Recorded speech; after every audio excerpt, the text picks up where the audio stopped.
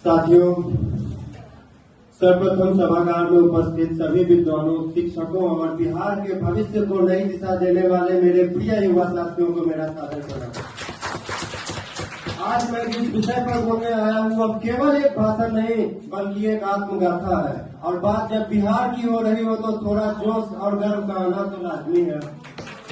बिहार की मिट्टी इतनी उपजाऊ है कि यहाँ केवल धान और गेहूं नहीं उगते बल्कि विद्वान, नेता और कवि भी उगते हैं। और कई बार संयोग तो ऐसा होता है कि एक ही परिवार में तीनों।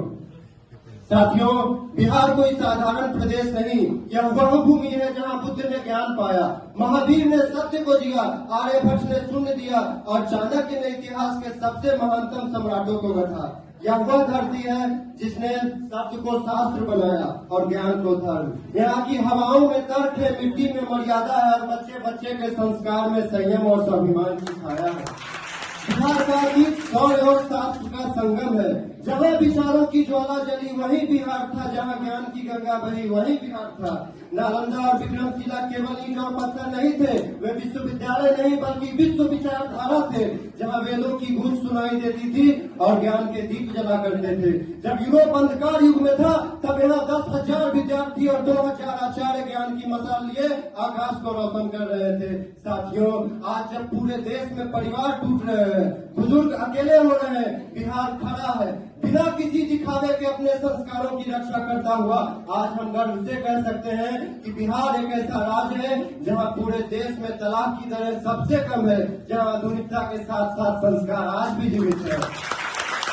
इतनी अधिक जनसंख्या होने के बावजूद भी वृद्धाश्रमों की संख्या पूरे देश में सबसे न्यूनतम है, जो मात्र उंगलियों पर गिने जा सकते हैं, क्योंकि हमारे यहाँ माता पिता केवल जिम्मेदारी नहीं बल्कि पूजा के पात्र हैं।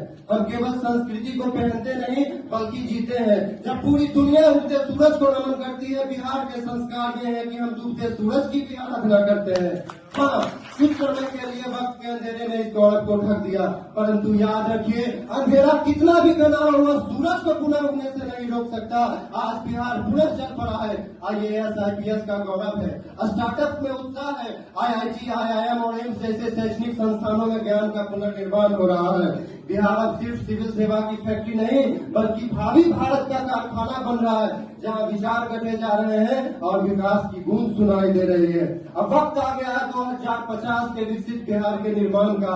अब हमें केवल बीते कल को गाते ही नहीं रहना बल्कि आने वाले कल का निर्माण भी करना है, जहां हमें चाहिए गांव गांव डिजिटल बिहार, खेत खेत वैज्ञानिक सोच, स्कूलों में शिक्षा के साथ संस्कार भी, युवाओं में नेतृत्व का ओज और एक अपराध मुक्त बिहार। अगर इस भूमि ने कभी चाणक्य को जन्म दिया तो क्यों नहीं कोई दूसरा चाणक्य तैयार हो सकता? यदि इस भूमि पर कभी बुद्ध ने ज्ञान पाया तो क्यों नहीं कोई साधारण बच्चा बुद्ध बन सकता?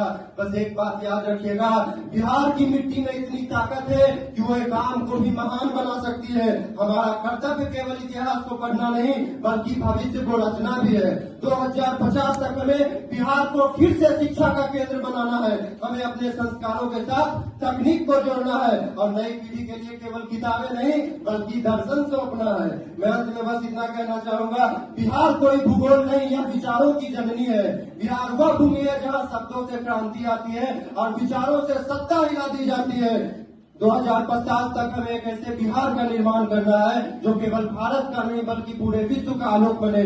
बस अंत में अब अपनी कुछ पंक्तियों के साथ विराम देना चाहूंगा। बुझे नहीं जो दीप समय से उसे हम पुनः जलाएंगे, ज्ञान की इस पुण्य धरा को विकास की गाथा बनाएंगे, विकास की गाथा बनाएंगे। धन्यवाद। जय बिहार, जय भारत।